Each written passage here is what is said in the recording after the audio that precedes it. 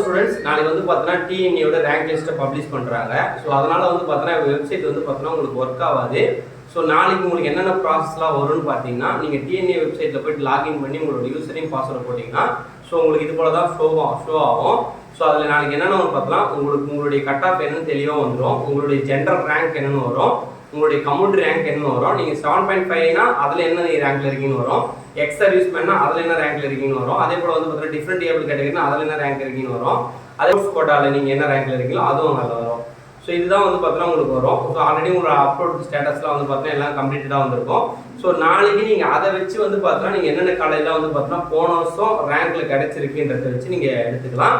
So இதுக்காக தான் வந்து பார்த்தீங்கன்னா இப்போதைக்கு வெப்சைட் ஒர்க் ஆகணும். ஸோ யாருமே வந்து பயப்படாதீங்க. யூசர் நேம் பாஸ்வேர்ட் போட்டு உள்ளே போனால் லாகின் ஆக மாட்டேன்றீங்க.